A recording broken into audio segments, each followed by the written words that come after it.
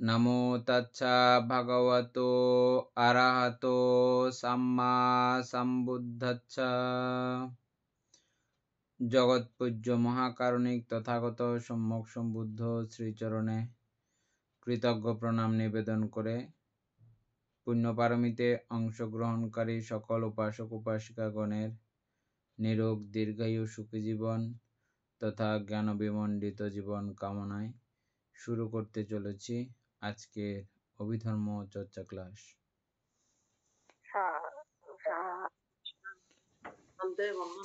মঙ্গল।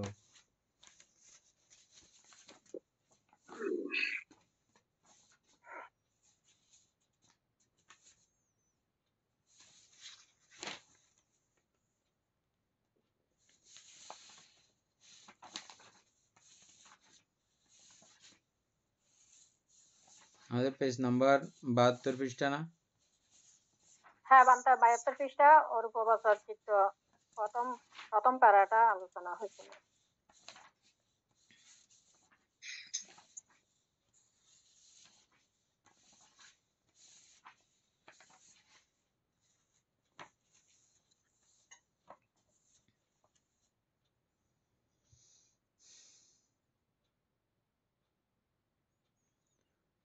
উপাসক নয়ন বাবু,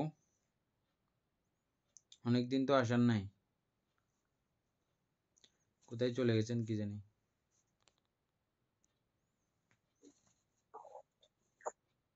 উপাসক নয়ন বাবু, বন্দনা মঙ্গল। আসলে আমি বলতে আমাদের ওই যে ভান্তে মারা যাওয়ার পর থেকে বিভিন্ন কারণে আর কি সামাজিক বিভিন্ন বিষয় নিয়ে একটু ব্যস্ত ছিলাম বেশি।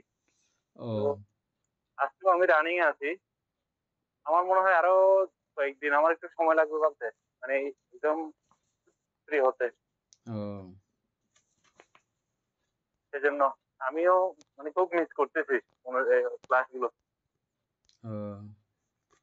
আগামী শনি রবিবারের পর থেকে হয়তো ভাবতে একটু ফ্রি হয়ে যাবো আর কি। এখন ক্লাস টাইমটা আমার ফ্রি হয়ে যাবে। আজকে রানিং আছেন না? হ্যাঁ ভাবতে আজকেও রানিং আছে। ঠিক আছে। উপাসক কালকেও ভাবতে আমাদের এখানে একটা অনুষ্ঠান আছে, ওটা তো হয়তো অ্যাটেন্ড করতে হবে। উপাসক জ্ঞানশ্রী সিংহ, উপাসক দীপেন বড়ুয়া, এগুলো আমাদের এমনি কালকে পড়া হয়েছে। আপনারা আলোচনা করেন এক লাইন করে। বন্দনা বানতে ওই যে অরূপবচর কুশল থেকে শুরু হবে এই জায়গাটা। আকাশের অস্তিত্ব বিশালতা আমরা চন্দ্র সূর্যাদির দ্বারাই অনুভব করি। এটা তো বোঝাই যাচ্ছে বানতে। আকাশ বলতে আমরা চন্দ্র সূর্য গ্রহ নক্ষত্র যেগুলো দেখি আর কি, ওইটা দিয়ে আমরা আকাশটাকে আমরা উপর দিকে তাকালেই যেটা দেখি আর কি। রাত্রিতে চন্দ্র বা তারাগুলো দেখা যায়, আর যেটা দিনের বেলা সূর্য, ওটাই দিয়েই আমরা অনুভব করতে পারি আকাশ। কিভাবে অনুভব করতে পারেন? যাহার ভান্তে কিভাবে অনুভব করতে পারেন? সবাই খুব মনোযোগ দেন, তখন এটা এই কথাটা বুঝে যাবেন। কিভাবে এটা অনুভব করতে পারেন? ভান্তে হ্যাঁ, আকাশে ধরুন আমরা তো চন্দ্র সূর্য যখনই বলবো তখন আমাদের মানে ভিতরে একটা জিনিস চলে আসে যে এটা আমাদের মাথার উপরে আছে। তো বাইরের আকাশ গিয়ে উপরে যখন দেখবো তো চন্দ্র উপরেই থাকবো, আমরা নিচে কোথাও খুঁজবো না। তো অনুভবটা ওইটাই ভিতরে থাকে যে আমাদের মাথার উপরে যেটা শূন্য জায়গা, সেই জায়গাতেই চন্দ্র থাকবে। তাও কতটা নির্দিষ্ট একটা দূরে একটা মানে আমাদের উপলব্ধি থাকবে, অতটা দূরেই চন্দ্র দেখা যাবে, অতটা দূর থেকেই আমরা সেই তারা মন্ডল গুলোকে দেখতে পারবো, রাত্রিবেলা দেখতে পারবো, বা দিনের বেলা সূর্যকে অত দূর থেকে এই প্রখরতার মধ্যে দেখতে পারবো। তো আকাশ বলতেই আমাদের একটা ধারণা যে না এটা উপরে থাকে, আর এই এই শূন্য জায়গাগুলোতেই চন্দ্র বা সূর্য বা ওই তারামণ্ডল গুলো আছে। তো ওইভাবেই আমরা মানে ভিতরে ভিতরে যেটা আমাদের ধারণা থাকে যে এইখানেই আকাশ। আমি একবার বলার চেষ্টা করি, হ্যাঁ, খেয়াল করেন। আমরা বৈজ্ঞানিক ব্যাখ্যার কারণে ইদানিংকালে আমরা জানি পৃথিবীর চেয়ে কত লক্ষ গুণ বড় এই চাঁদের, না সূর্য কত লক্ষ গুণ এটা বড়, এবং কত লক্ষ কিলোমিটার দূরের থেকে আমরা এটাকে দেখতেছি যে এত বড়। তো এত বিশাল একটা জিনিসকে আমরা এই মহাশূন্যের আদলে যখন দেখি, এর ছোট একটা জিনিস, তাহলে এই মহাশূন্য কিরকম বা আকাশটা কত বিশাল বা তার অনন্ততা, তার ব্যাপ্ততা দিক থেকে চিন্তা করলে সূর্য এত বিশাল হওয়া সত্ত্বেও সূর্যকে আমরা এতটুকু মাত্র দেখতেছি, অথচ আমাদের পৃথিবী থেকে এটা কত কত কোটি লক্ষ গুণ বড় যে এটা, যারা জানেন বলেন।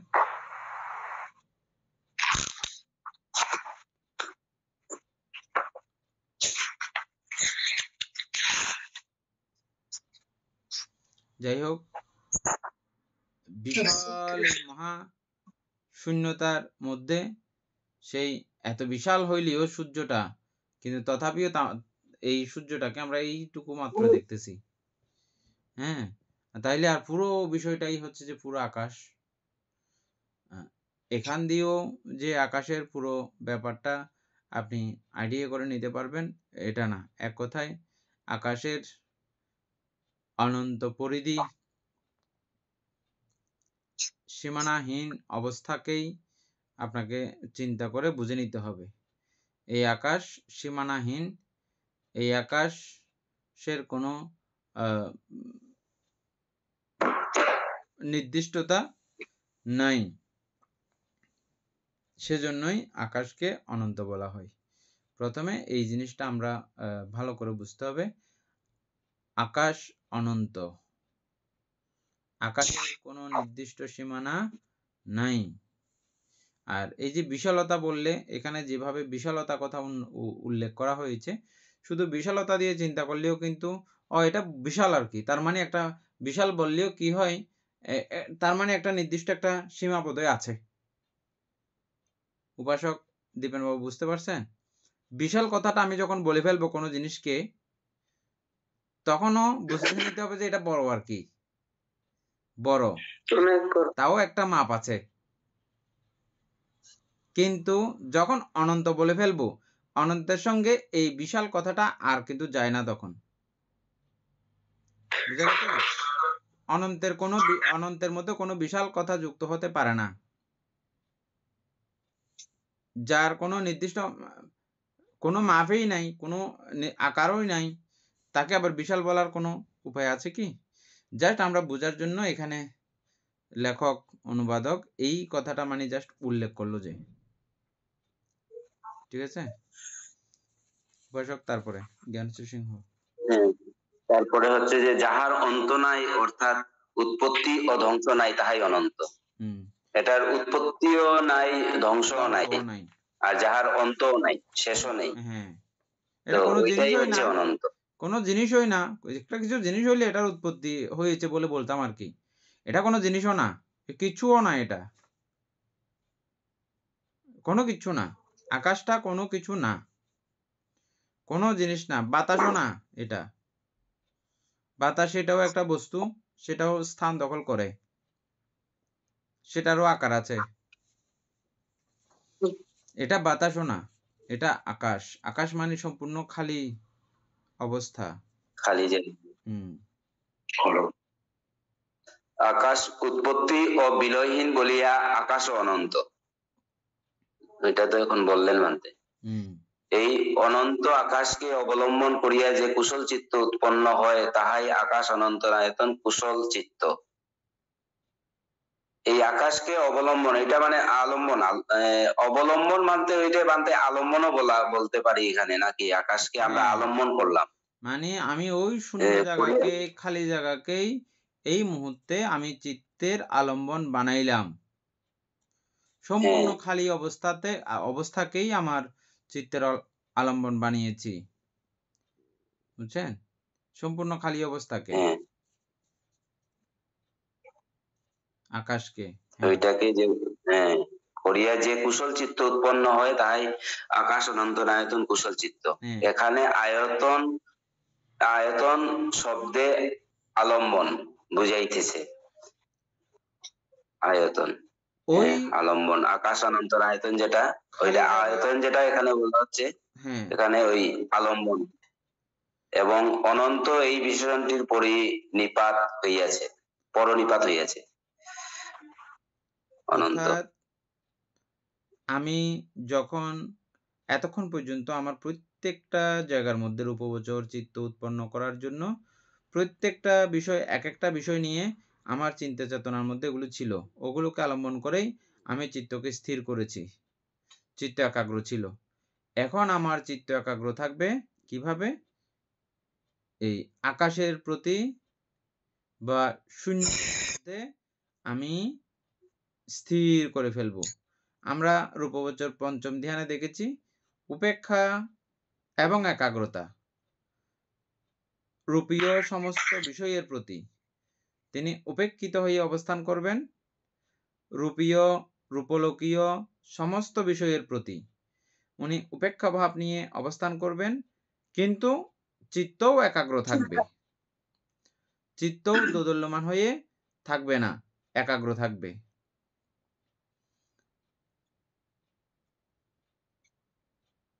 আর এই পর্যায়ে এসে তিনি চিত্তকে আকাশে নিবিষ্ট করে রাখবেন।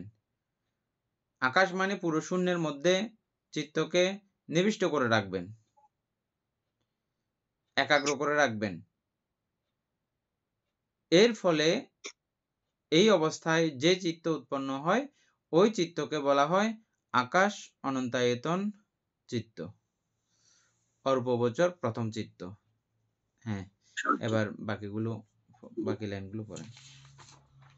রূপগোচর পঞ্চম ধ্যান লাভ করিবার পর ধ্যানী যখন বুঝিতে পারেন যে শারীরিক দুঃখ দৈন্য শরীরের অস্তিত্ব হেতু, তখন তিনি রূপে বিরাগী হন।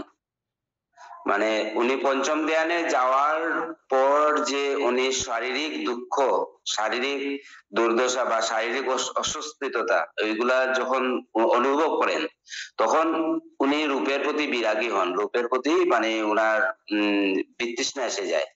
তো সেখান থেকে উনি বৈরাগ্য হয়ে যান ওই রূপের প্রতি। যেমন এটাই আমরা এখানে খুব বোঝাচ্ছে। মজা মজা করে এদিকে খাই, খাবার পরে আবার যখন এটা পেটের মধ্যে যাইয়া ফুঁইচের এটা তো আমাদের পেটটা তো একটা ফোড়ার মতো, এদিকে আরামসে খাই, খাওয়ার পরে এগুলো সব ফুঁইচ হয়ে যায়। ফুঁইচগুলো যদি যথাটাইমে যদি বাইর হতে না পারে পায়খানা প্রস্রাব আকারে, তখন অবস্থা খুবই ভয়ঙ্কর হয়ে যায় না? এটা তো কোনো স্বাভাবিক প্রক্রিয়া, প্রত্যেক দিনে এই দুর্ঘটনার মধ্য দিয়ে আমরা চলতেছি। প্রত্যেক দিনে এই ফোড়াটাকে ফ্যাট বাড়াইতে লাগে, আবার ফোড়াটার ফুঁইচ গলতে লাগে, ফুঁইচ না করলে মহা মুশকিল, বুঝছেন না? সুতরাং এটা এক ভয়ঙ্কর পরিস্থিতির মধ্য দিয়ে কিন্তু আমরা প্রতিনিয়ত চলছি। এটা ছাড়াও প্রতিনিয়ত অহরহ দুঃখ আমাদের দেহের মধ্যে ঘটে চলেছে। এগুলো আমরা সচরাচর এভাবে না দেখলেও যখন চিত্ত একাগ্র হয়, প্রত্যেকটা ক্ষুদ্রাণুক্ষুদ্র জায়গা যখন চিত্ত যখন দেখার মতো সৌভাগ্য কোনো সাধকের উৎপন্ন হয়, তখন তিনি অটোমেটিকভাবে এই রূপের প্রতি তিনি বিরাগী হয়ে যান বলে এই শূন্য অবস্থাতে চিত্ত নিবিষ্ট করে রাখার জন্য একটা মানসিকতা ওনার তৈরি হয়। এটাকেই বলা হচ্ছে যে আকাশ অনন্তায়তন ভাবনা। আমরা এটাকে মানে আরেকটু ভালো করে বোঝানোর জন্য এগুলো বলা হচ্ছে যে এখানে। এরপরে এমনকি ধ্যানের রূপালম্বনকে পর্যন্ত বিরক্তির চক্ষে নিরীক্ষণ করেন। এই প্রকারে রূপগোচর ধ্যানের স্থূলতা বুঝিতে পারিয়া তিনি অরূপ ধ্যানে মনোযোগী হন এবং অনন্ত আকাশকে ধ্যানের আলম্বন করেন। তো ওইটাই ভান্তে যেটা এখন বললেন আপনি, সর্ববিধ রূপ সংজ্ঞা প্রতিভাগ নিমিত্ত সম্পূর্ণরূপে অতিক্রম করিয়া প্রতীগ সংজ্ঞা শ্রোত্র ঘ্রাণ জিহ্বা ও কায় বস্তুকে যে যে আলম্বন প্রতিহনন করে তাহাদিগেতে মনস্কার যুক্ত না করিয়া শুধু অনন্ত আকাশ প্রজ্ঞপ্তি ধারণা লইয়া চিত্তকে অনন্ত আকাশের সহিত একত্রীভূত করিয়া কালযাপন করেন। এইরূপ অনন্ত আকাশকে আলম্বন করিয়া অরূপ ধ্যান করিতে হইলে পূর্বকৃতাকারে রূপগোচর করুণা ধ্যান করা বিধেয়।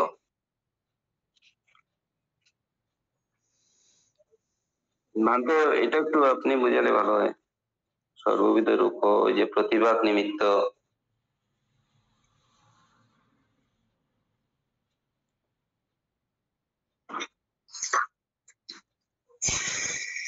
সর্ববিধ রূপ সংজ্ঞা সম্পূর্ণরূপে।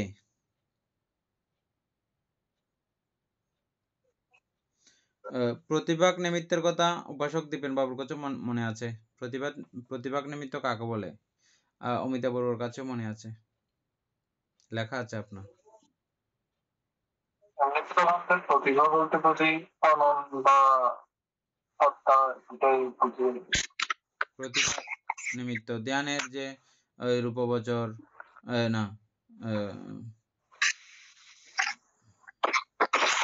পরিকর্ম ধ্যান, পরিকর্ম নিমিত্ত প্রতিভাগ নিমিত্ত ভাবে ছিল না।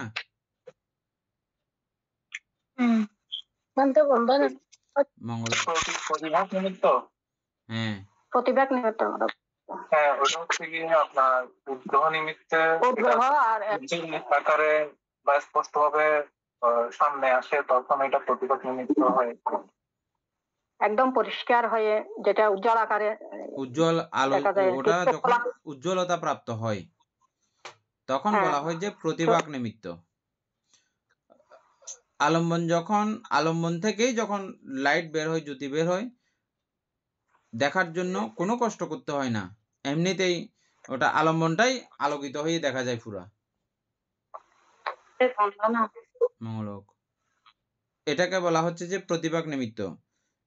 এই প্রতিভাগ নিমিত্ত এখানে রূপসংজ্ঞা বলতে বুঝতে হবে যে প্রতিভাগ নিমিত্ত, সর্ববিধ রূপসংজ্ঞার প্রতিভাগ নিমিত্ত সম্পূর্ণরূপে অতিক্রম করিয়া তিনি এই জাতীয় কোনো বিষয়ে এটা প্রতিভাগ নিমিত্ত হইলেও এটাতে উনি আর দৃষ্টিপাত করেন না, দেখবেন না, সম্পূর্ণরূপে এটা অতিক্রম করিয়া প্রতীক সংজ্ঞায় যথাভূত দর্শনের উপযোগী করিতে পারে বলিয়া রূপবচর ধ্যান মূল্যবান। এই অবস্থাতে গিয়া তিনি কিন্তু বিপাশানাতে যুক্ত হতে পারেন। যথাভূত দর্শন মানে হচ্ছে যে বিপাশানা, বিশেষভাবে দর্শন করতে পারেন, দর্শন করার উপযোগী করিতে পারেন চিত্তকে। আর করিতে পারেন বলিয়া এই রূপবচর ধ্যান মূল্যবান। রূপবচর ধ্যানে দেবজন্ম লাভ ইত্যাদি বৌদ্ধ ধর্মের লক্ষ্য হিসাবে অপ্রধান বিষয়। আমরা কোথায় থেকে কোথায় চলে গেলাম যে উল্টা পাল্টা হয়ে গেল মনে হয়।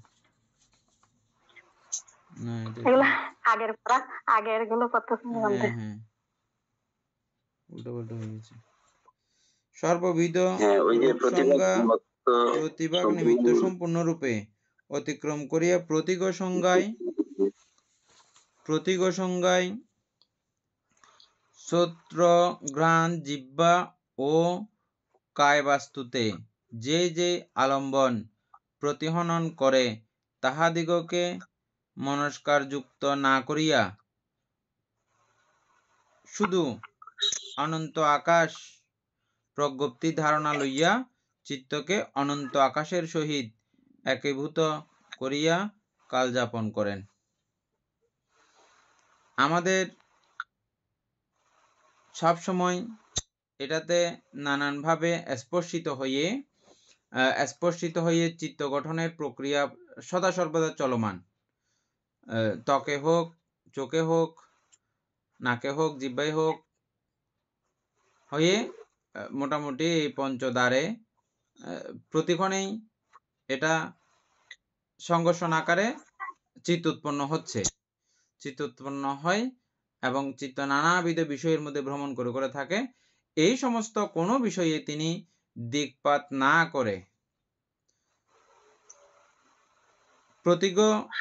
প্রতিভাগ নিমিত্তের মধ্যেও করেন না এবং এই পঞ্চ ইন্দ্রিয় পথে আসা কোনো আলম্বনীয় তিনি চিত্তকে একাগ্র করেন না। শুধুমাত্র আকাশকেই আলম্বন করে তিনি অবস্থান করেন, কাল যাপন করেন। এটাকে বলা হয় আকাশ অনন্তায়তন ভাবনা। শুধু অনন্ত আকাশ ধারণা লইয়াই চিত্তকে অনন্ত আকাশের সহিত, এই অনন্ত আকাশের সহিত চিত্তকে একীভূত করেন, চিত্তকে একাকার করে রাখেন। মানে চিত্তকে, আকাশ শূন্য, তাহলে চিত্তকেও শূন্য করে রেখে দিয়েছে। আকাশ শূন্য মানে চিত্তকেও শূন্য করে রেখে দিয়েছে। ওনার কাছে চিত্ত নামক কোনো অবস্থা তখন আর অনুমেয় হয় না, অনুমান করা যায় না এটা চিত্ত। আকাশকে যেমন কোনো কিছু এটা আছে বলা যায় না, তখন ওইভাবে যখন চিত্ত তো কোনো কিছু না, আর এই চিত্তকে যখন যেভাবে যে জায়গাতে যুক্ত করবেন, আমের সঙ্গে যুক্ত করবেন, এটা আমার আমের চিত্ত হয়েছে। এখন যেটার সঙ্গে, যেই জিনিসের সঙ্গে আপনি চিত্ত যুক্ত করবেন, সেটাতেই তখন চিত্তের আকার, চিত্তকে আপনি বুঝতে সক্ষম হন, জানতে সক্ষম হন। এখন আকাশের সঙ্গে যখন মিলে দেন আপনি, তখন আকাশ তো এমনিতেই শূন্য, তাহলে শূন্য জিনিসের সঙ্গে মিলে দিলে তখন চিত্তও শূন্যতার রূপ ধারণ করে ফেলে। দীপেনবাবু, বোঝা গেছে কথাটা? আকাশ যেহেতু শূন্য, তাহলে চিত্তও শূন্যের আকার ধারণ করে ফেলেছে। একীভূত হইয়া কাল যাপন করেন, এনি কি বলতে চাইছিল, বলো।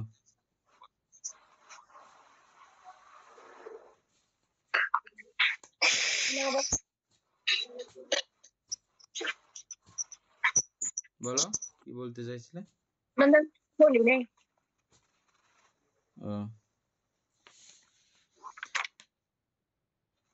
এরপরে উপাসক ভাবতে ওইখানে একটা মানে প্রশ্ন আসছে যে মানে আকাশ যখন বলি আমাদের যখন চোখ বন্ধ করে আকাশ চিন্তা করব, তখন আমাদের অটোমেটিক মাইন্ডটা উপর দিকে চলে যায়। তো এই অবস্থায় যোগী যিনি বসবেন, ওনার ভিতরে ঢুকবেন, মানে মনস্কারের ভিতরে ঢুকবেন, না উনি ওনার যে চিন্তা সেই জিনিসটা উপর দিকে থাকবে, মানে যেই আকাশের দিকে, যেমন তো চন্দ্র সূর্য তো থাকবেই না এখানে, এই যে আকাশের যে এই অবস্থাতে চন্দ্রতেও থাকবে না, সূর্যতেও থাকবে না, তারামণ্ডলেতেও থাকবে না। তো শুধু শূন্যটা, মানে শূন্যতা যেটা ওইখানেই থাকবে, তাও ঊর্ধ্বগামী অবস্থাতে থাকবে। ঊর্ধ্বগামী নিম্নগামী কোনোটাই থাকবে না। থাকবে না। এই জন্য আমাদেরকে লেখক মহাশয়, এটা যিনি অনুবাদ করেছেন, তিনি আমাদেরকে জানিয়েছেন, তিনি ছাড়াও যারা এই অভিধার্মিক ভাবে গবেষণা করেছেন, তথা অভিধার্মিক ভাবে না, শুধু অরূপবচর ধ্যানগুলো যারা যারা গবেষণা করেছেন, তারা প্রত্যেকেই বলেছেন এটা জাস্ট আমাদের জানতে হবে বলেই জানা। এই বিষয়গুলো আছে, আর এগুলো আমাদের শিখতে হয়, জানতে হয়। যারা পুঁথিগতভাবে যারা জানতে চায় তারা জানবেন। তবে জানলেও এই বিষয় এমন কারো পক্ষে সঠিকভাবে যথাযথ যে সেটা যেমন তেমন চিন্তা করা কারো পক্ষে এটা সম্ভব না। কেন সম্ভব না? এটা রূপবচর ধ্যান শেষ করেই এটা চিন্তা করতে পারে, এই ধ্যান করতে পারে। পঞ্চম ধ্যান লাভ করলেই এটা করতে পারে, তৃতীয় ধ্যান লাভ করলেই ওটা সম্ভব না, চতুর্থ ধ্যান লাভ করলেই ওটা পঞ্চম ধ্যানে গিয়ে ওটা কমপ্লিট করলেই এই বিষয়টা করতে পারবে জাস্ট, বুঝছেন? আর আপনি এটা এমনি বুঝবেন, অবশ্য আপনার যেটা প্রশ্ন সেটা বুঝবেন। আকাশ উপরে নিচে কোনো জায়গাতেই নেই, আবার সর্ব জায়গাতেই আকাশ বিদ্যমান, সর্ব জায়গাতেই আকাশ বিদ্যমান। আবার সেই আকাশকে আপনি যখন দেহের মধ্যে যখন আবিষ্কার করে ফেলতে পারবেন, আমাদের দেহে আকাশ আছে নাকি নাই? আছে। কিভাবে আছে? আছে। কিভাবে আছে? প্রথম বুদ্ধ দিয়েছেন এটা তো বিদ্যমানতা কোথায়? নাকের ছিদ্রগুলো, গালে বন্ধ করার পরেও কিছু খালি জায়গা থেকে যায়, পেটের মধ্যে বুটবাট বুটবাট করে যেগুলো ছোট ছোট খালি খালি জায়গা না, এটা ছাড়াও আরো বিভিন্ন জায়গা আছে, নাইলে এগুলো মুখের ভিতরে খালি জায়গা আছে, মুখে কানে, ওইগুলো যেগুলো আছে, এগুলো দিয়ে আমাদেরকে প্রাথমিক একটা বুদ্ধ এই শূন্য অবস্থা চেনার জন্য, জানার জন্য প্রাথমিকভাবে বুঝিয়েছেন। কিন্তু আমরা এখন প্রমাণ করলে দেখব যে ওটা খালি না, আসলে ওটাতে বাতাস আছে, এখানে বাতাস আছে, বাতাস কিন্তু আকাশ না, বাতাস কিন্তু আকাশ না, বুঝছেন? আকাশ না বাতাসও ছাড়া একদম সম্পূর্ণ খালি একটা অবস্থার নাম হচ্ছে যে আকাশ। কোনো কিছু নাই, এটা হচ্ছে যে আকাশ। হ্যাঁ, তবে হ্যাঁ, আমাদেরকে প্রাথমিকভাবে চেনানোর জন্য এই নাকের ছিদ্র, কানের ছিদ্র, গালের ছিদ্র, পেটের ছিদ্র এগুলোকে দিয়ে বোঝানো হয়, বুঝি।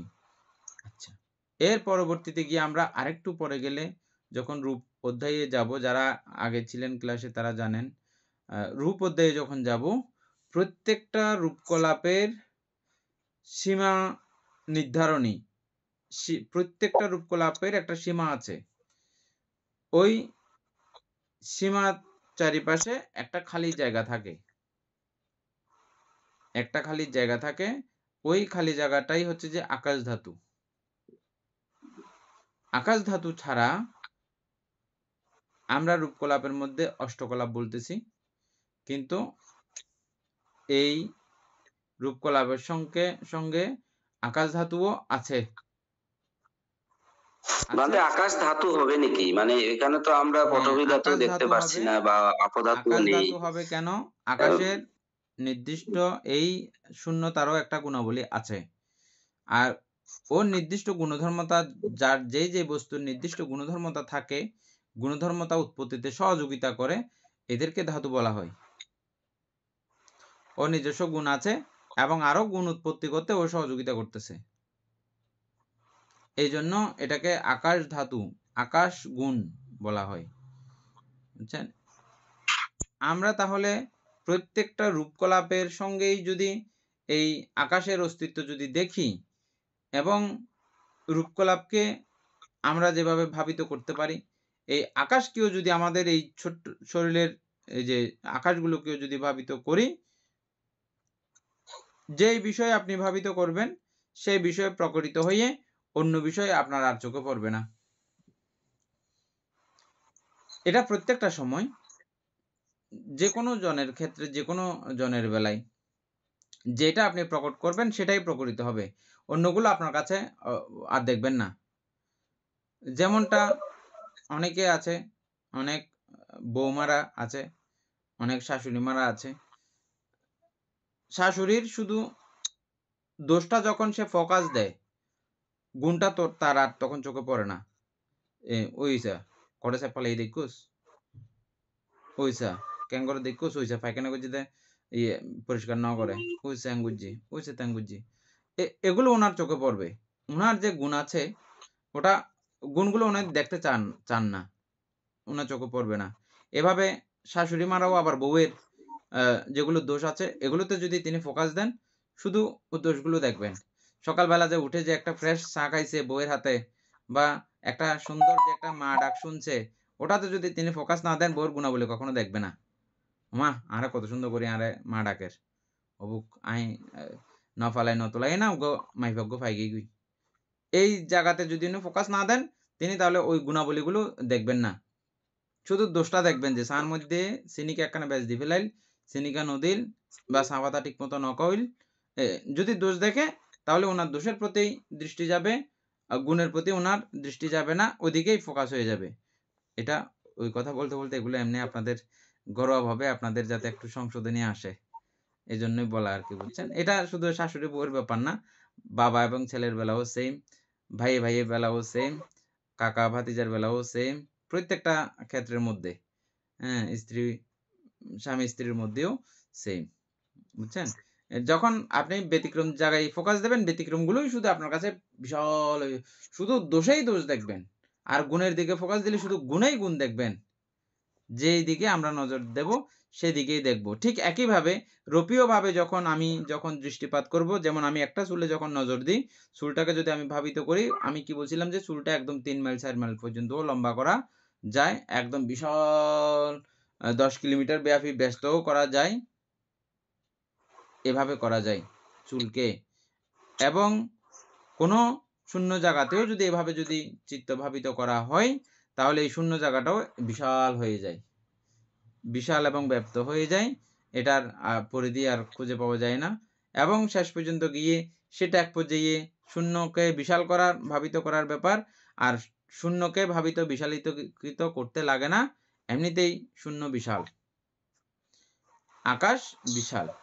ওই বিশালের মধ্যে যখন কোনো সাধক মনোনিবেশ করে, ওনার কাছে পৃথিবী আর চোখে পড়ে না, চন্দ্র সূর্যও আর চোখে পড়ে না। চন্দ্র সূর্য সবগুলো ওই শূন্যই গিলে ফেলে। চন্দ্র সূর্য গ্রহ নক্ষত্র উনি কোনো কিছু দেখেন না। না দেখার পিছনে কি কারণ? ওই যে শূন্যতাকে তিনি ভাবিত করে বিশাল আকৃতির করে ফেলেছেন। এমনিতেই অনন্ত আকাশ, সেই অনন্তের মধ্যে পুরোটাই তিনি মহাশূন্যের মধ্যে মিলিয়ে দিয়েছেন, ওনার চোখে কোনো কিছু পড়ে না। উপাসক জ্ঞানেশ্বর সিংহ বুঝছেন?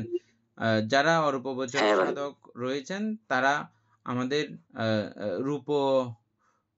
রূপগত চোখে দেখার মতো বা কানে শ্রবণ করার মতো বা পঞ্চ ইন্দ্রিয় পথে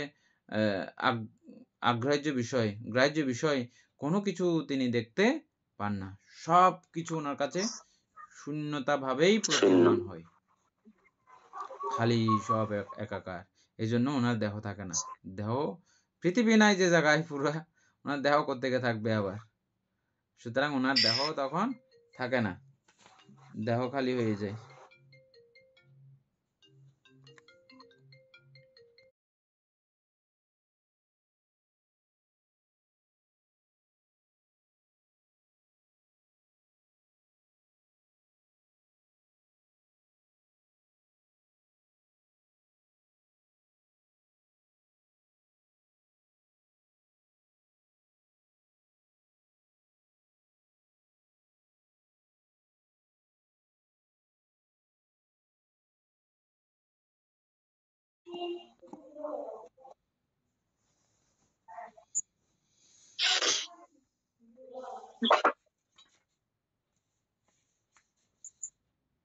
এরপরের থেকে এইরূপে অনন্ত আকাশকে আলম্বন করিয়া অরূপ ধ্যান করিতে হইলে পূর্বকৃত্যাকারে রূপাবচরের করুণা ধ্যান করা বিধেয়।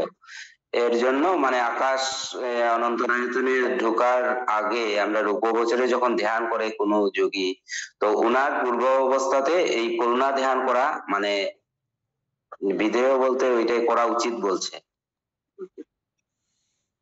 এখন করুণা ধ্যানটা মানতে, কারণ করুণার চিত্তকে অপরের দুঃখ আপনোদনার্থ তন্ময় করিয়া আমিত্ব হইতে মুক্ত করে। অরূপ ধ্যান চিত্তে আমিত্ব নাই, দ্বৈত ভাব নাই, আত্মপর ভেদ জ্ঞান নাই।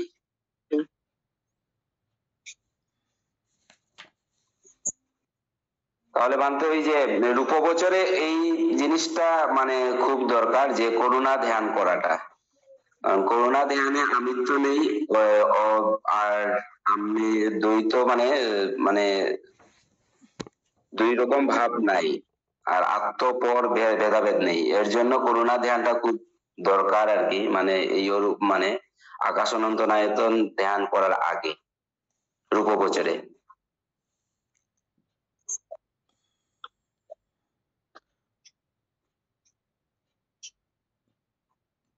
এই রূপে অনন্ত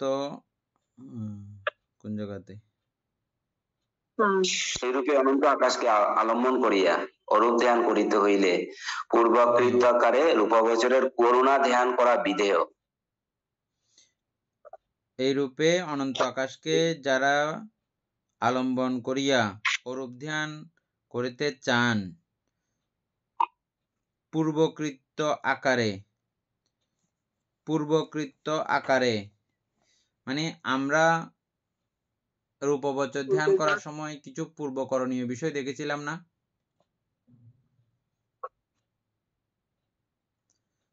যেমনটা অবশ্যই শীল পালন করতে হবে, একটা শীল ভঙ্গ থাকলেও এই রূপবচর ধ্যান উৎপন্ন করা যায় না, এরকম বিষয় আমরা পাইছিলাম। প্রত্যেকটা কিছুর এরকম কন্ডিশন রয়েছিল না, পাইছিলাম না আমরা কন্ডিশনগুলো?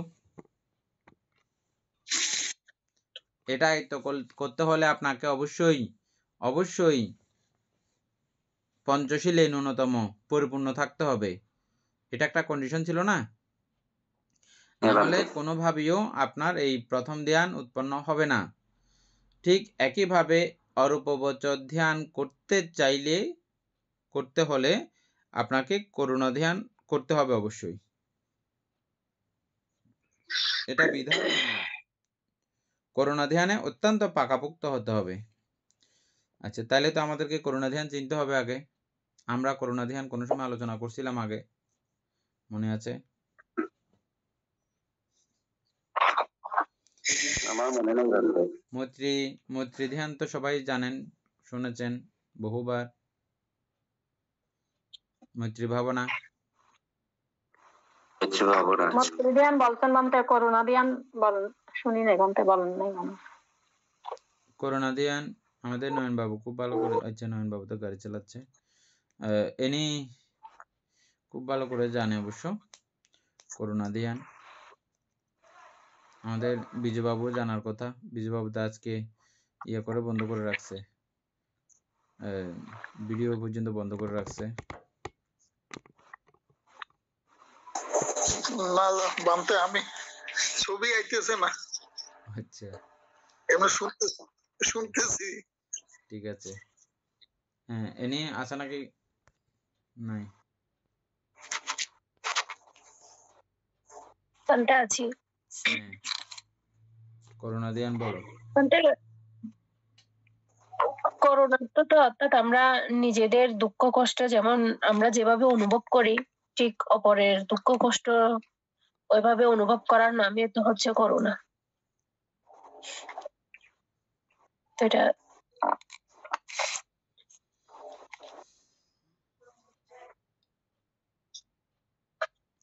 আমি যেমন মহা সুখে সবসময় নিজেকে নিমজ্জিত রাখতে চাই, ঠিক আত্মবোধ অপরকে মনে করেন পুরো নিজের মতো। মানে আমি, আমার দেহ আর ওর দেহ, আরেকজনের দেহ বা সবার দেহ, কোনো ভেদাভেদ তিনি দেখেন না।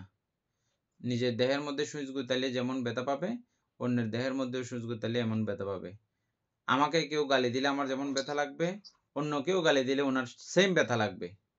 মনে করেন আমরা তো মনে করেন এখানে 5 জন মানুষ আছে, 5 জন মানুষের মধ্যে একজনকে গালি দিচ্ছে, আর একটা মানুষ এসে, ষষ্ঠ পক্ষ মানুষ একজন এসে আমাদের 5 জনের মধ্যে একজনকে গালি দিচ্ছে।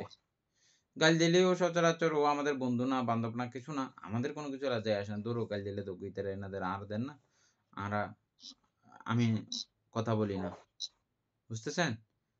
আমি কথা বলি না। কিন্তু যারা করুণা সম্পন্ন, করুণা পরায়ণ, করুণাতে উৎকৃষ্টতর হয়েছেন, করুণাতে চিত্ত পরিশুদ্ধ করেছেন, ওকে গালি দিলেও বলবে যে না তুমি ওকে গালি দিও না। উনি এটা যে কোনো ভাবে প্রতিহনন করবেন। ওকে মারতে গেছে, না তুমি তাকে মারিও না। অথবা উনি মার খাওয়ার জন্য প্রস্তুত হয়ে যাবেন, তার বদলে আমাকে মারো। এই করুণা জিনিসটা হচ্ছে যে এমন, ব্যথা পাচ্ছে উনি, মনে হবে যে উনি ব্যথা পাচ্ছেন। ব্যথা পাচ্ছে যে আরেকজন, মনে হচ্ছে যে আমি ব্যথা পাচ্ছি।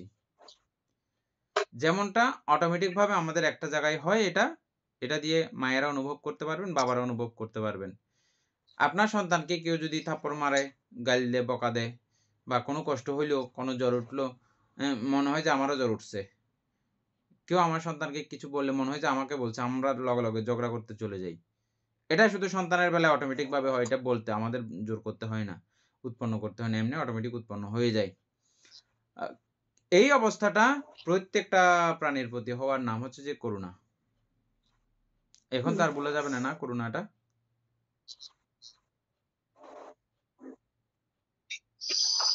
ইন্দিরা বড়ুয়া করুণা বুঝছেন? এবার এখানে তো আত্মপর ভেদাভেদ ভেদ থাকবে না। হ্যাঁ, আত্মপর মানে নিজে, এটা আমার, এটা ওনার, এরকম ভেদাভেদ থাকবে না। এটা মানে কি বুঝছেন? ওইটাই মানে যে উনার যে যে মানে ফিলিংস, যেটা উনার যে ভিতরে ব্যথাটা, সেই ব্যথাটা আমিও উপলব্ধি করব। হ্যাঁ, আরেকজনকে মারছে, এখন ওটাকে মারছে যে মনে হবে যে আমাকে মারছে। সেম ব্যথা পাওয়া, সেম অনুভূতি যখন এভাবে করুণা সম্পন্ন হয়ে যায়, সকলের ব্যথাগুলোকে আমার ব্যথা বলে মনে হয়। এটাকে এরকম চিত্ত উৎপন্ন ওইটাই করতে পারার নাম হচ্ছে যে করুণা ভাবনা, আর করুণাতে প্রবৃদ্ধি হয়ে গেলে এমনটাই হয় উনার। যেমনটা আমরা টিভি সিরিয়ালের মধ্যে নায়ক নায়িকা এগুলো আমাদের পক্ষ ফাটি থাকে, এগুলো যদি মাইটের খায়, ওমা রে কেন করে মারছ না, ওমা ওমা মারি ফেলা, ওমা, তারপরে ওরা কাঁদতে সময় আমরাও কাঁদে ফেলি, বুঝছেন না? তার মানে আমি ওর প্রতি করুণা সম্পন্ন হয়ে গেছি, বুঝে গেছে? অটোমেটিক ভাবে আমরা কান্না করে ফেলি, দেখেছেন? এটা কিন্তু অভিনয়। এক মুহূর্তের জন্য এটা আমরা ভুলে যাই, তখন আমরাও অনেক সময় কাঁদে ফেলি এটা। হ্যাঁ, তো এই যে কান্না করে ফেলাটা হচ্ছে যে এটা করুণা থেকেই আসে, ওর প্রতি আপনি করুণা সম্পন্ন হয়েছেন, এটা।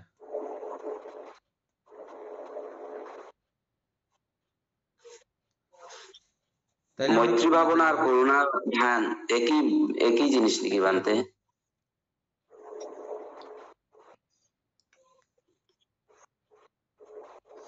করুণা ধ্যান মানে করুণাতে একাত্মবোধ হয়ে গেছেন, একাত্ম করে ফেলেছেন, করুণাতে নিবদ্ধ করে ফেলেছেন চিত্ত। ধ্যান বলতে একটা চিত্ত হয়ে গেছে তখন। আর ভাবনা হচ্ছে যে ভাবিত করার চেষ্টা করা, ওই বিষয়ে ভাবিত করতেছেন, ভাবিত হচ্ছে, চলছে, ভাবনা, ভাবিত করা। আর ধ্যান হচ্ছে যে একীভূত করে দেওয়া, এক করে দেওয়া, এটার নাম ধ্যান।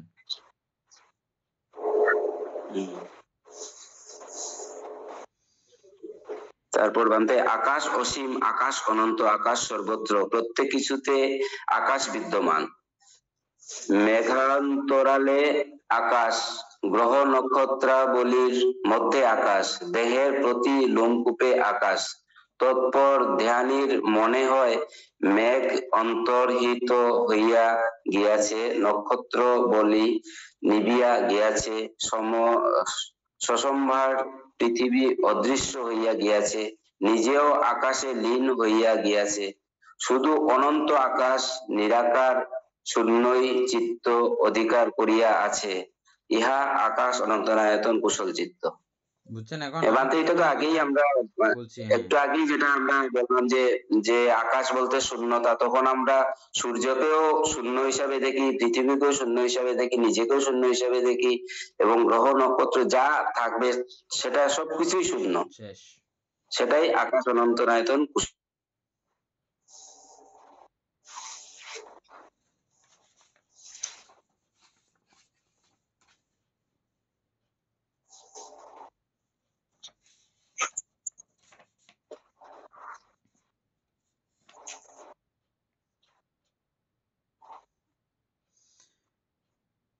ভান্তে আর বলবেন নাকি এই ব্যাপারে, আর এই বিষয়টা? না, পরেরটাতে যাব। দরকার আছে অমিতা বড়ুয়া এক লাইন করে এগুলো আর ইয়ে করার আবার দরকার আছে পুনরায়? না, হয়ে গেছে? না বানটা এমনি বুঝা গেছে তো। ঠিক আছে, এরপরের এটা বিজ্ঞান অনন্ত ধ্যান করিবার পূর্বে রূপগোচরে মুদিতা ধ্যান দ্বারা চিত্তকে দক্ষ করা কর্তব্য। এখন হচ্ছে বান্তে আকাশ অনন্ত তো গেল, এখন বিজ্ঞান অনন্ত শুরু হয়েছে। তো এখানে বিজ্ঞান অনন্তর পূর্বে রূপগোচরে আমাদের মুদিতা ধ্যান দ্বারা চিত্তকে দক্ষ করা কর্তব্য। বিজ্ঞান বা চিত্তের উৎপত্তি বিলয় আছে। দেখেন, এই অর্থে বিজ্ঞান, এই অর্থে কিন্তু আরেকটা বিষয় মনে রাখবেন, পঞ্চম ধ্যান রূপবচর পঞ্চম ধ্যান কিন্তু এখানে কমপ্লিট। ওটা কমপ্লিট হওয়ার পরেও এই অরূপবচর বিজ্ঞানায়তন ধ্যান করার সময় আপনাকে মুদিতা ভাবনাতে খুব স্পার্ট হতে হবে, না হলে উনি এটা করতে পারবেন না। সেটাও একটা সত্য সাপেক্ষ ব্যাপার।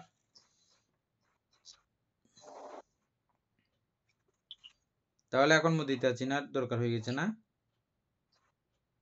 মুদিতা তো মানে অন্যের সুখে সুখী হওয়া। হ্যাঁ হ্যাঁ, হ্যাঁ বানটা এটা বিশ্লেষণ একটু করে বলেন। এই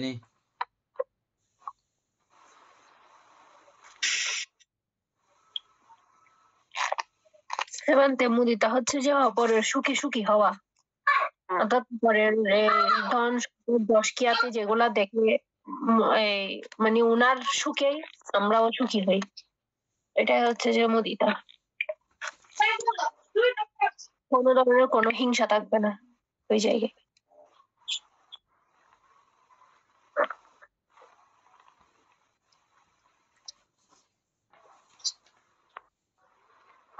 যেমন উদাহরণস্বরূপ আমরা বলছিলাম যে বোঝানোর জন্য আমাদের সন্তান সন্ততি যখন কোনো বিষয়ে উন্নতি লাভ করে, শ্রীবৃদ্ধি লাভ করে, আমাদের আনন্দের সীমা থাকে না। পুত্র যতটা খুশি হয় ততটাই আমি খুশি হই, মাঝে মধ্যে এর থেকে আরো বেশি খুশি হই। এইগুলোকে বলা হয়, ওই চিত্তটাকে বলা হয় মুদিতা চিত্ত। তবে এটা শুধুমাত্র পুত্রের জন্য, এখন পুত্রের জন্য না, সর্বপ্রাণীকুলের জন্য।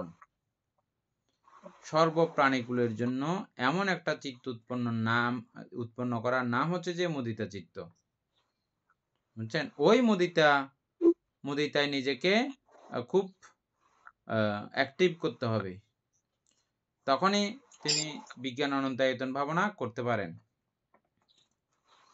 এরপরের লাইন, বিজ্ঞান বা চিত্তের উৎপত্তি বিলয় আছে। এই অর্থে বিজ্ঞান শান্ত হলেও অনন্ত আকাশকে আলম্বন করাতে ইহাকে অনন্ত বলা হইয়াছে। এই অর্থে বিজ্ঞান শান্ত হলেও, বিজ্ঞান শান্ত হলেও বলতে বিজ্ঞান মানে শান্ত বলতে অনন্ত আকাশকে আলম্বন আমাদের অমিত করাতে। জানে শান্ত শব্দের অর্থ কি এখানে?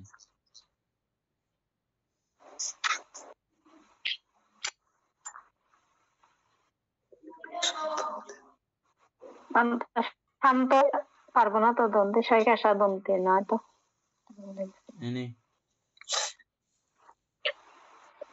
এটা স্থির না শান্ত, এটা লিখে রাখেন। এই স্থির। এরকম জায়গাতে যে যে শান্তগুলো আসবে, শান্ত অর্থ তো সীমানা আছে, সীমানা আছে, নির্দিষ্টতা আছে।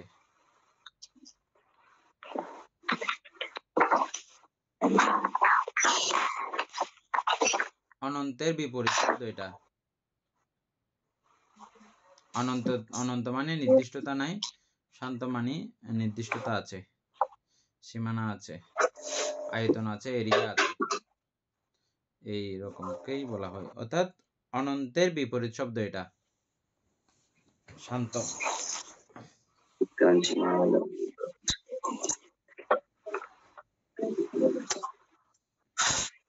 এই অর্থে বিজ্ঞান শান্ত হইলেও অনন্ত আকাশকে আলম্বন করাতে, ভান্তে এখানে একটু মানে ইয়ে হচ্ছে যে বিজ্ঞানকে অনন্ত আকাশকে আলম্বন করা হয়েছে, অনন্ত আকাশকে। এর আগে আরেকটা এর জন্যই বিজ্ঞান এটা বুঝতে হবে আপনাকে। এর আগে আরেকটা কথা আছে। হ্যাঁ, বিজ্ঞান বা চিত্তের উৎপত্তি ও বিলয় আছে, এটা বুঝেন আপনি? এটা যারা যারা বুঝেন, বিশেষ করে দীপন বাবু, এটা বলার জন্য প্রস্তুত থাকেন।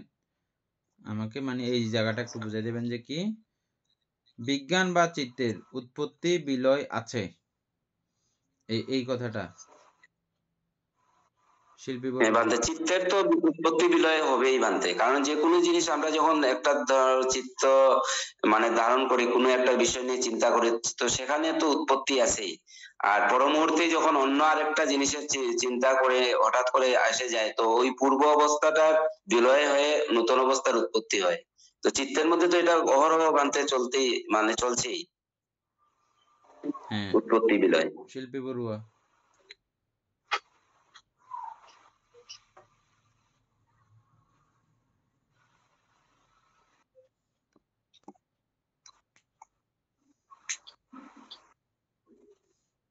বুঝি নাই কি বুঝেন।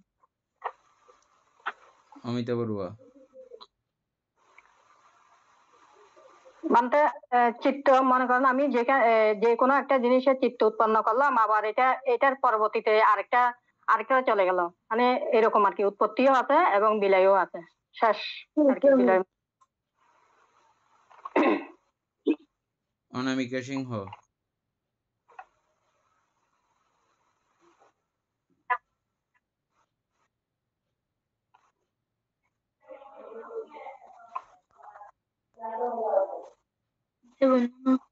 হ্যাঁ,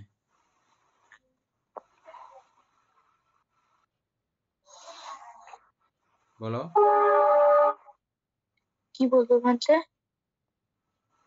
আচ্ছা, লাভলি বড়ুয়া।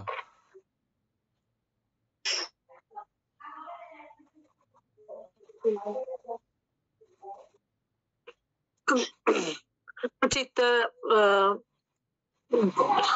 বিজ্ঞান বা চিত্ত উৎপত্তি বিলয় আছে। একটা চিত্ত থেকে যখন কোনো চিত্ত যখন উৎপত্তি হয় তখন উৎপত্তি হয়, এবং অন্য চিত্ত যখন আপনি চলে যাবেন তখন এটা অবশ্যই বিলয়িত হবে। ওভাবেই চিত্তের উৎপত্তি বা বিলয় হয়ে থাকে।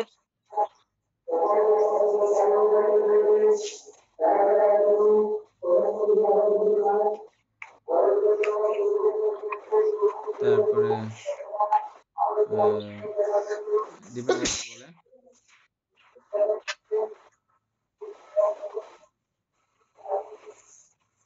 উৎপত্তি মানে সৃষ্টি হওয়া আর বিলয় মানে নিভে যাওয়া না, হ্যাঁ, এরকম হবে।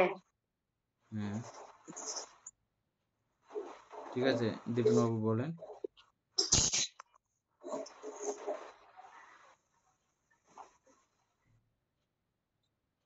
এমনিতে হচ্ছে ওই আমরা যেগুলো বলছে কিছু সবগুলো একসাথে করলে এটা ব্যাখ্যা হয়ে যায়, কিন্তু আমি যদি একটু করতে চাই, এখানে যোগ করতে চাই, সেটা হচ্ছে গিয়ে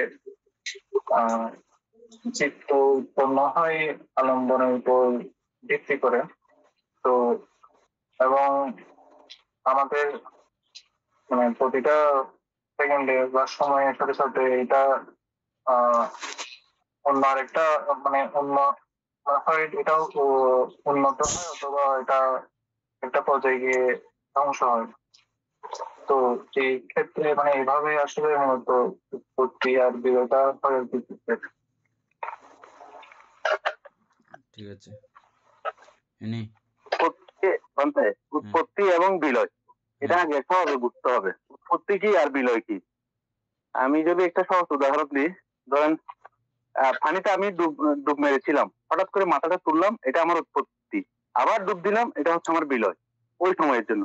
ঠিক আলম্বন মানে একটা আলম্বনে স্থিত থাকা অবস্থায় চিত্ত যখন আরেকটা আলম্বন গ্রহণ করে তখন ওই চিত্তের মধ্যে এটা উৎপত্তি। আবার ওই চিত্ত যখন ত্যাগ করে আরেকটা চিত্ত আরেকটা আলম্বন গ্রহণ করে তখন ওই আলম্বন থেকে যখন চ্যুত হবে তো ওটা হচ্ছে বিলয়।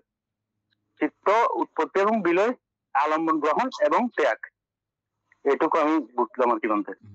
ঠিক আছে,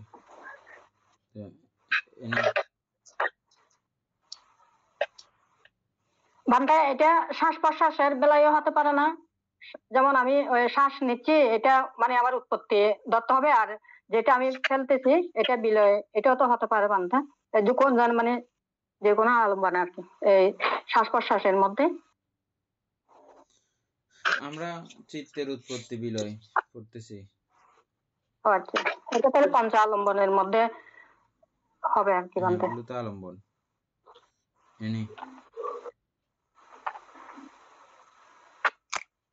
এখানে উৎপত্তি আছে, এখানে একটা ডট দিছে, তারপরে বিলয়। এখানে কি উৎপত্তি স্থিতি বিলয় ওই তিনটাই আসবে নাকি? উৎপত্তির পরে একটা দিছে, ওটার ডট দিয়েছে, ওটা না স্থিতির চিহ্ন না, মানে উৎপত্তি থেকে বিলয় পর্যন্ত ওটা হাইপেনটা আর কি। হাইপেন, এটা উৎপত্তি অর্থাৎ বিজ্ঞান বলতে তো আমরা যেটা পঞ্চ ইন্দ্রিয় আর পঞ্চ আলম্বনের স্পর্শ এবং মনস্কারের স্পর্শে যে চিত্তটা উৎপন্ন হয় ওটা হচ্ছে বিজ্ঞান। তো বিজ্ঞান থেকে এভাবে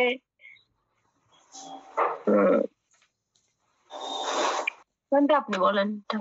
হয়েছে, এমনি যারা যারা বলছে সবাই সুন্দর করে হয়েছে, সবাই বুঝছেন আর ঠিকঠাক মতোই বুঝছেন, কোনো ব্যতিক্রমতা নাই। আমাদের প্রত্যেকটা একদম ভবাঙ্গ থেকে ভবাঙ্গ চলন থেকে ভবাঙ্গ উপচ্ছেদ, ভবাঙ্গ চলন, এটা একটা সাবজেক্ট, এটা শেষ। তবে ভবাঙ্গ চলন ছাড়া ভবাঙ্গ উপচ্ছেদ হতে পারে না। ভবাঙ্গ চলনে উপচ্ছেদকে ধাক্কা মেরেছে বলে উপচ্ছেদ তৈরি হতে পেরেছে। উপচ্ছেদ গিয়ে পঞ্চদ্বার আবর্তনে পৌঁছে গেছে, পঞ্চদ্বারে পৌঁছে গেছে, পঞ্চদ্বারের যে কোনো এক দ্বারে পৌঁছে, ওটা আরেক ধাপ। এগুলো প্রত্যেকটা জিনিস ছিল যেটা ওটা ওই জায়গায় উৎপন্ন হয়েছে, ওই জায়গাতেই শেষ। তবে ওটা শেষ হওয়ার আগে আরেকটা তৈরি হওয়ার জন্য আবার কাজ করে গেছে, সে কাজ করে গেছে বলে হয়েছে। এভাবে প্রত্যেকটা জায়গায় জায়গায় গিয়ে গিয়েও এই চিত্তের উৎপত্তি এবং বিলয় সেখানেও আছে। আবার পুরো একটা চিত্তের ইয়াতে গিয়ে পুনরায় আবার ভবাঙ্গে গিয়ে এটার সমাপ্তি, চিত্তের শেষ। ভবাঙ্গে যেতে না পারলেও যেটা যতদূর যায় সেটা শতদূর গিয়ে এটা বন্ধ হয়ে যায়, শেষ হয়ে যায়, এটা শেষ পুরা, ওই চিত্তের কার্যক্রম শেষ। তাহলে আমরা দেখতেছি যে প্রতি মুহূর্তে মুহূর্তে চিত্তগুলো এভাবে শেষ হয়ে যাচ্ছে, উৎপত্তি হচ্ছে, বিলয় হয়ে যাচ্ছে, উৎপত্তি হয়ে যাচ্ছে, বিলয় হয়ে যাচ্ছে। তাহলে ওই কথা ঠিক আছে, প্রথমে ওটা আমাদেরকে বুঝতে হবে, ওই কথাটা একদম ঠিক।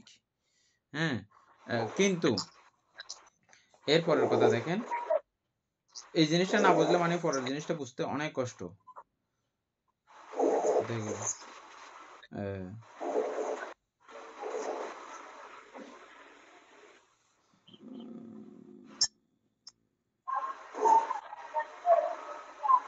একদম লাস্টের পেরাতে না,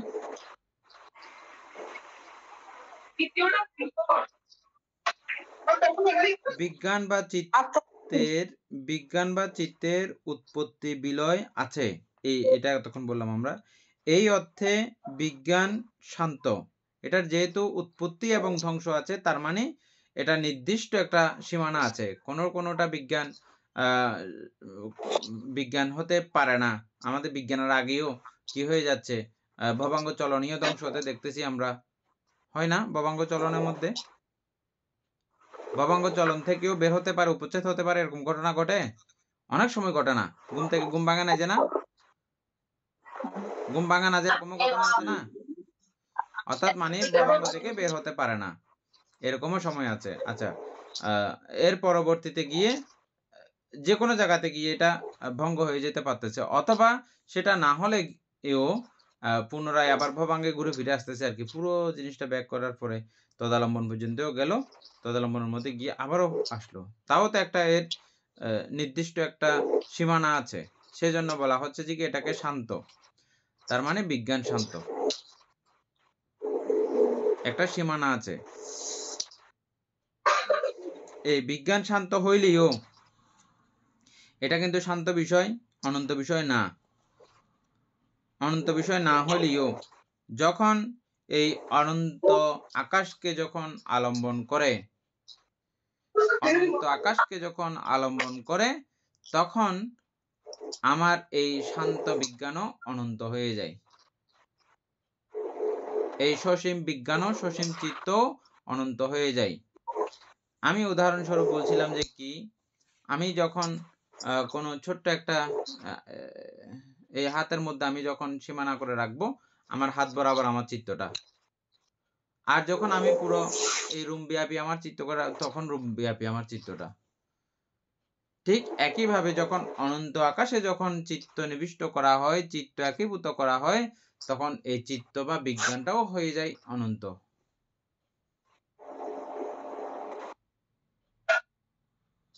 এটা অনুভূতির স্তরেই বুঝতে হবে। যারা বিজ্ঞানও চিনেছেন, যারা আকাশও চিনেছেন, যারা, এটা চিনতে আর অসুবিধা নাই। আকাশ যদি চিনে থাকে,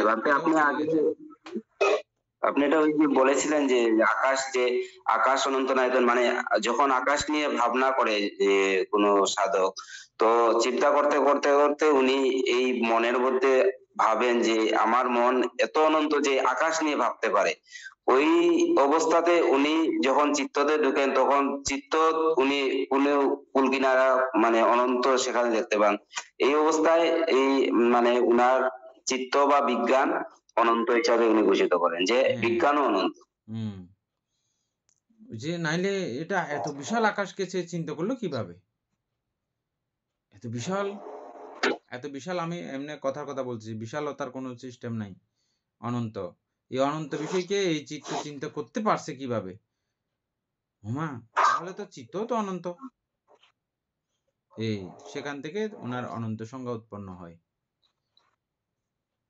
যে চিত্ত বা বিজ্ঞানও অনন্ত, চিত্ত অনন্ত বা বিজ্ঞান অনন্ত, চিত্ত অনন্তায়তন ভাবনা বা বিজ্ঞান অনন্তায়তন ভাবনা।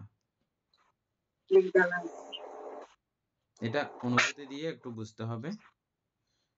আমরা যতদূর চেষ্টা করতেছি, মানে আপনারা যাতে জিনিসটা সহজেই বুঝেন সেটা, আর না বুঝলেও বারবার আরো কয়েকবার রিপিট করে দেখবেন ভিডিওটা, হয়তো বোঝা হয়ে যেতে পারে।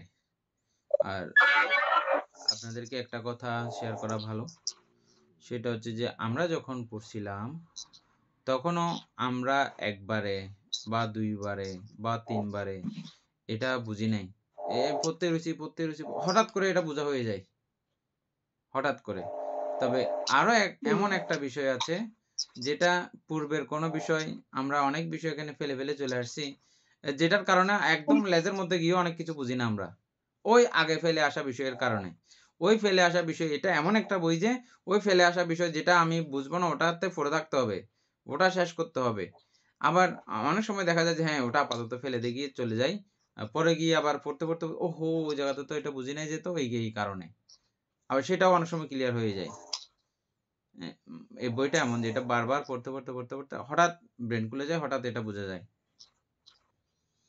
এই দেহ সম্পর্কে এবং মন সম্পর্কে পুরো বিস্তারিত একটা দারুণ একটা ধারণা দেহ মন সম্পর্কে চলে আসে। হ্যাঁ, সেজন্য এটা অসাধারণ একটা বুদ্ধির আমাদের জন্য পুরস্কার। হ্যাঁ, এই অভিধর্ম, এটা যারা বিচক্ষণ, যারা পণ্ডিত, যারা ধীমান, তাদের জন্য বুদ্ধ ধর্ম একদম হাতের মুঠোয়। এটা পড়ার কারণে মানে ওহো, বুদ্ধ কি রত্ন ছিলেন, কেমন জিনিস তিনি দর্শন করেছেন, কেমন জিনিস তিনি পেয়েছেন, কত সরল করে কত সোজা করে আমাদের জন্য উপস্থাপন করে গেছেন। এটা যারা মানে একটু একটু যারা বুঝতে সক্ষম হবেন, তারা নিজেকেই মহাভাগ্যবান বলে বিচার করতে সক্ষম হবেন। মানে বৌদ্ধকুলে জন্মগ্রহণ করার পুরস্কার, এবং জন্মসূত্রে বৌদ্ধ হওয়ার পুরস্কার, এবং ভিক্ষু সংঘ আদির দর্শন পাওয়ার পুরস্কার, ত্রিপিটক অনুবাদিত হওয়ার পুরস্কার, ত্রিপিটক যারা অনুবাদ করেছেন তাদের প্রতি কৃতজ্ঞ হওয়ার চিন্তা, এগুলো অটোমেটিক কাউকে দিতে হবে না। এবং এই জ্ঞান বুদ্ধি বিবেচনা আমরা যাদের যাদের মাধ্যমে আমরা লাভ করতেছি তাদের প্রতি স্নেহ, মমতা, ভালোবাসা, শ্রদ্ধা, এগুলো আমাকে বলে আনতে অটোমেটিক উৎপন্ন হয়ে যাবে, মানে এই বিষয়গুলো বুঝলে আর কি। যাই হোক, সধর্মপ্রাণ প্রিয় উপাসক উপাসিকা বৃন্দ, এতক্ষণ যাবত আমরা অভিধর্ম চর্চা করছিলাম, এতে আমাদের প্রভূত পুণ্য সাধিত হয়েছে। পুণ্যরাশি অনন্ত চক্রবাসী সত্যগণকে দান করছি, গুরুভান্তি দেবকে দান করছি, মাতা পিতাগণকে দান করছি, যারা আমাকে প্রতিনিয়ত এভাবে ধর্মচর্চায় সহযোগিতা করছেন তাদেরকে পুণ্যরাশি দান করছি, এবং এই পুণ্যরাশি দান করছি যারা আমাকে প্রতিনিয়ত চার প্রত্যাদি দান করেন, সবসময় সুখ দুঃখের খবর দেন, তাদেরকেও এই পুণ্যরাশি দান করছি। এবং এই পুণ্যরাশির কাছে আমরা প্রত্যেকে প্রার্থনা করব নির্বাণ লাভ করা অবধি অসৎ ব্যক্তি, মূর্খ ব্যক্তি, পাপ মিত্রের সংসর্গ লাভ না করে সদা সর্বদা জ্ঞানদর্শী কল্যাণ মিত্রের সান্নিধ্য সংসর্গ লাভ করতে সক্ষম হই। এইরূপ সাধু কামনা পোষণ করে আজকের মতো আলোচনা এখানে সমাপ্ত করছি। সাধু সাধু সাধু গোপাশা বন্দনা